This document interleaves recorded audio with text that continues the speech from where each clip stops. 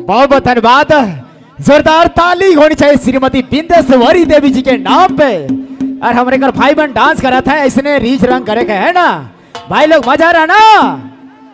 हमारे करिया करिया भाई मैंने I am black, I am too black. हमारे करिया करिया भाई मैंने पूरा डांस करा था ना, इसने रीच रंग करे के है नहीं। क्या बात है भाई, मनले के बाहर जोरदार ताली होनी चाहिए। क्या बात है, 10 रुपया दे हैं दादा के दिल से धन्यवाद है। क्या बात है, चलो रिज रंग बटे चल, अब तोहरे कर पसंद वाला गीत बटे। लेकिन पीछे वाले आप लोग का थोड़ा थोड़ा डांस हुई, लेकिन मेन रोड है, तनी तनी डांस करवा तो बेस लगे है नहीं।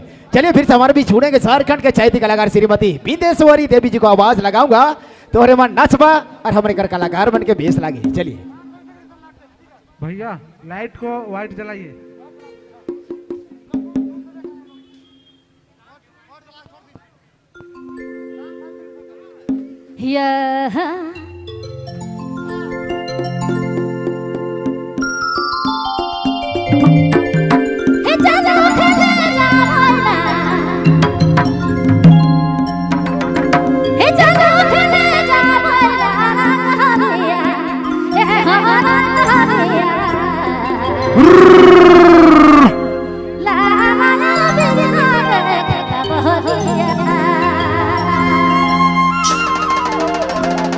और है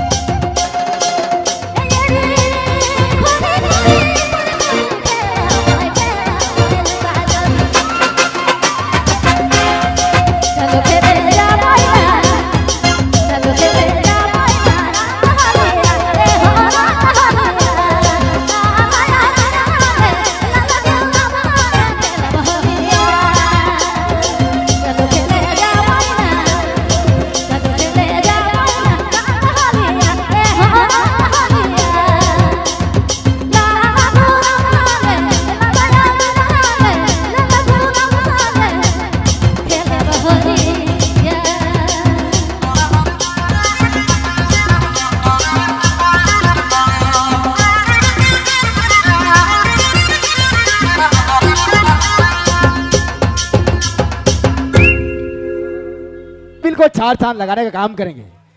बिंदेश्वरी देवी जी कहना कि मांदर कर था बाजेला बांसुरी कर ताल मिलेला, कहना कि मांदर कर था बाजेला बांसुरी कर ताल मिलेला, हमरे कर झारखंड कर संस्कृति झलके लागेला। जुड़ल रहो महावीर बैंड म्यूजिकल ग्रुप घाघरा के बैनर तले। और ये जाओ साउंड सिस्टम देख रहे शोभा साउंड बीजू पड़ा के बैनर तले। तमाम हमरे कर कमेटी कर दादा मन के दिल से धन्यवाद करबो, शुक्रिया करबो जे इतना बढ़िया मंच दिले।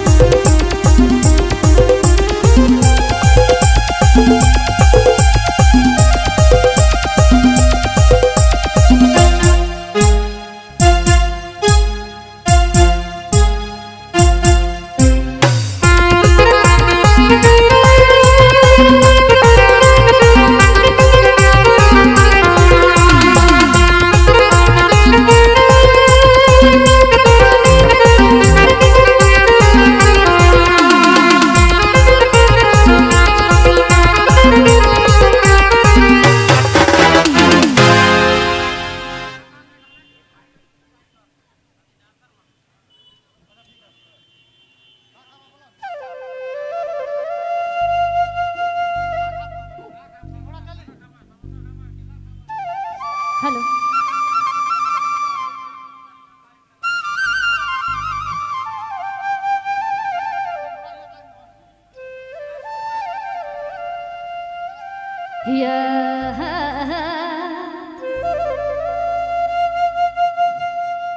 तो जितना भी होली मिलन समारोह में आवल हमार संगीत प्रेमी माए बाप भाई बहन सबके हमार ओर से हार्दिक हार्दिक झारखंडी जो है